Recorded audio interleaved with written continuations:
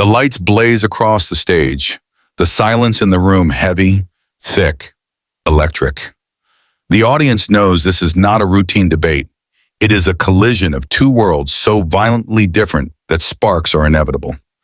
On one side stands Zohran Mamdani, a politician whose words are soaked in the lived realities of tenants facing eviction, workers struggling on stagnant wages, and families crushed beneath medical bills.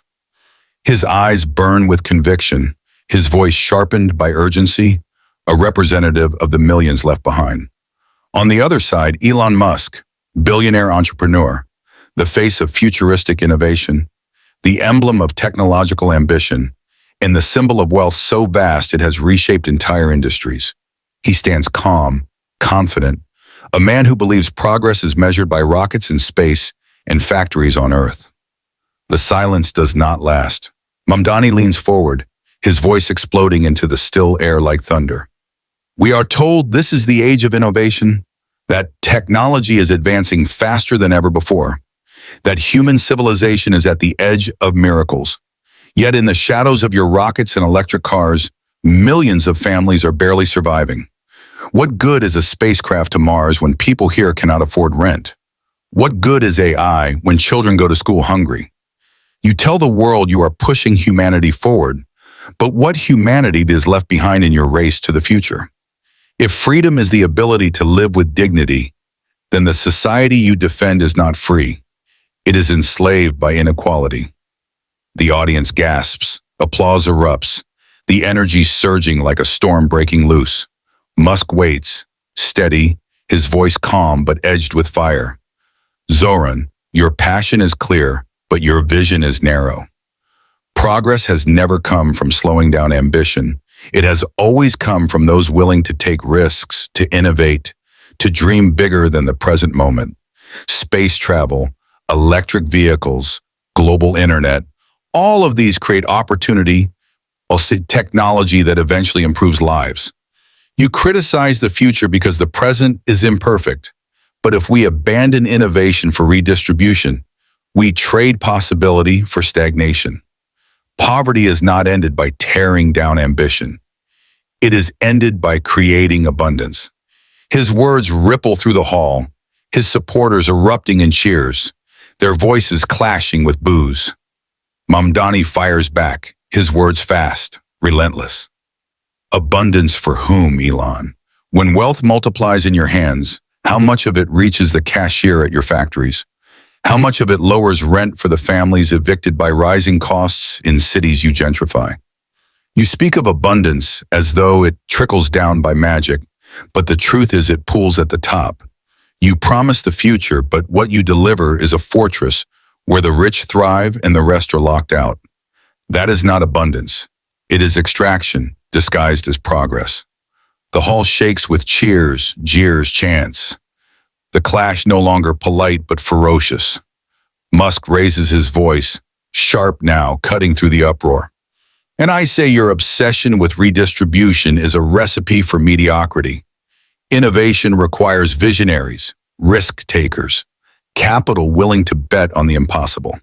Without that, there is no Tesla, no SpaceX, no new industries. You speak of justice, but justice without growth is just rationing scarcity forever. I do not apologize for building. I do not apologize for dreaming.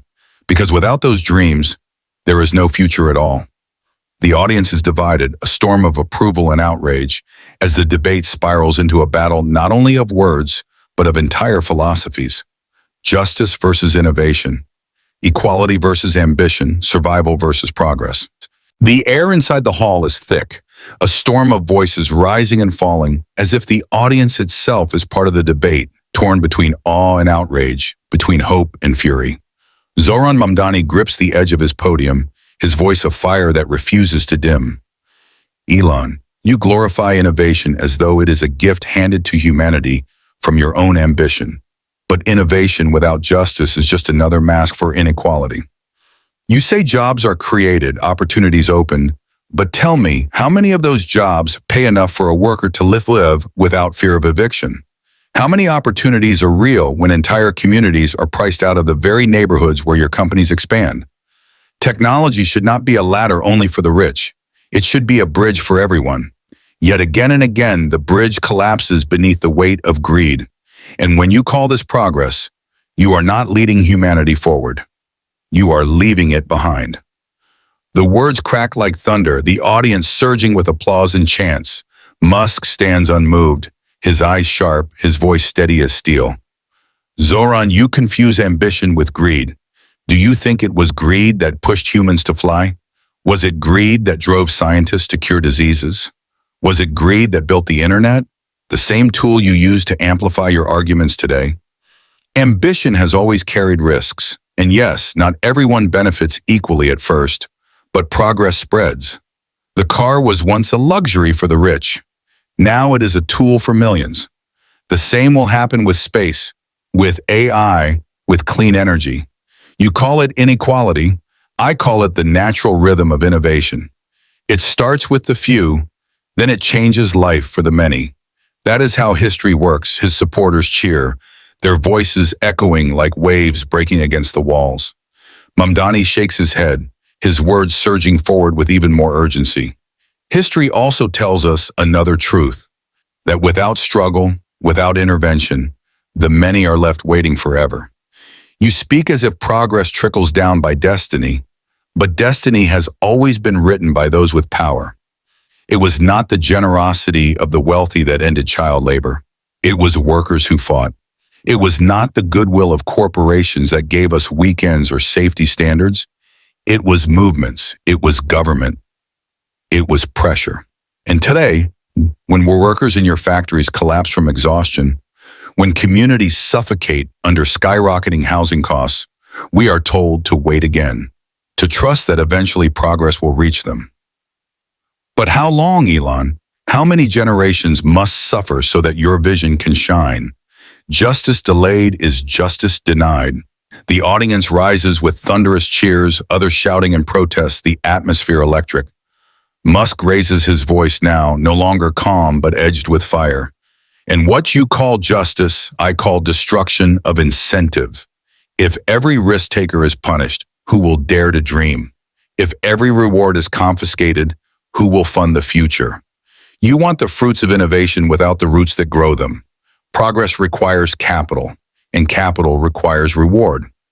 I do not deny inequality exists, but the solution is not to tear down builders.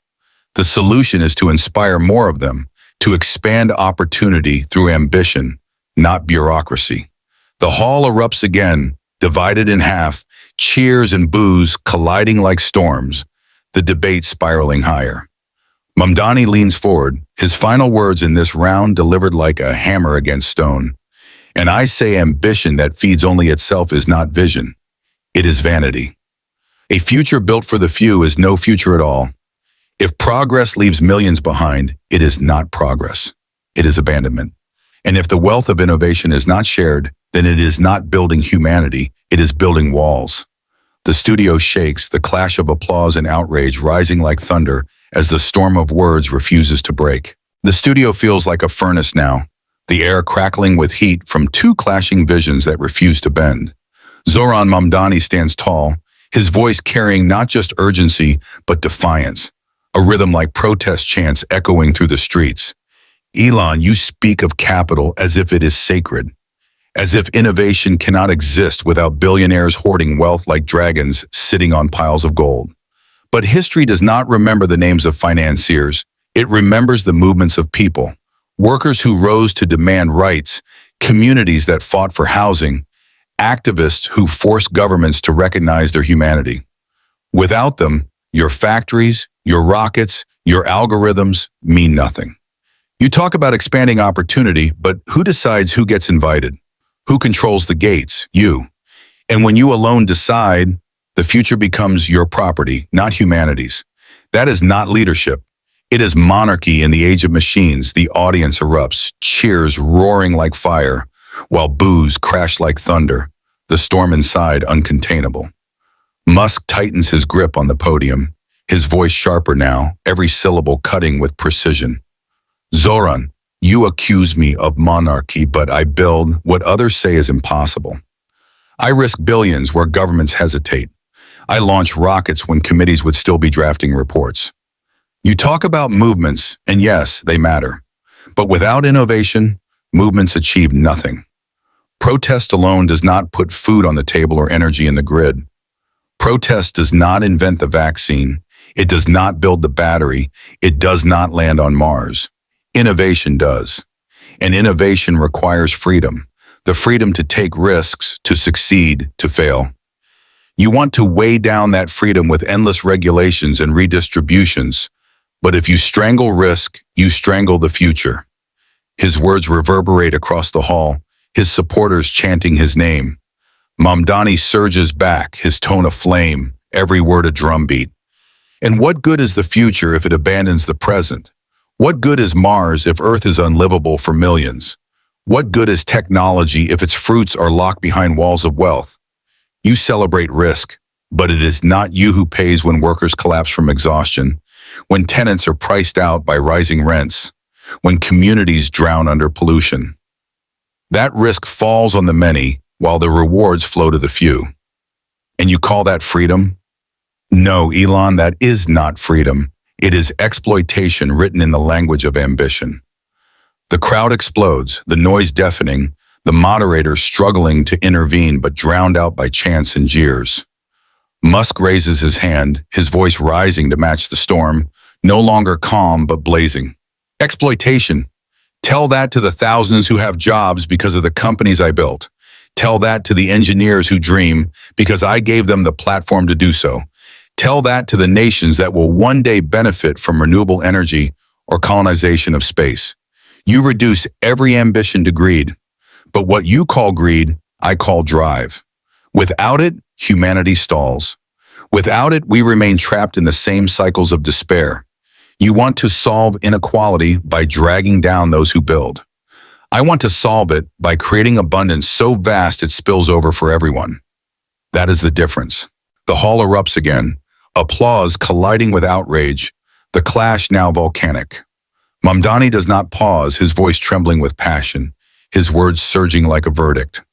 Abundance without fairness is a lie. Progress that serves only the powerful is betrayal. If the future you dream of is one where the wealthy escape to Mars while the poor struggle to breathe on Earth, then it is not a future. It is an apocalypse disguised as hope. Real leadership does not abandon the many for the few.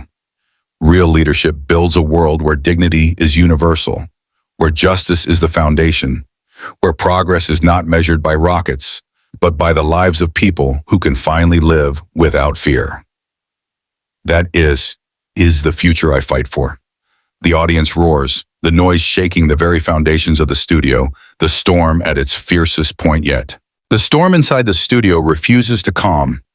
Every word from Zohran Mamdani and Elon Musk fueling the fire further.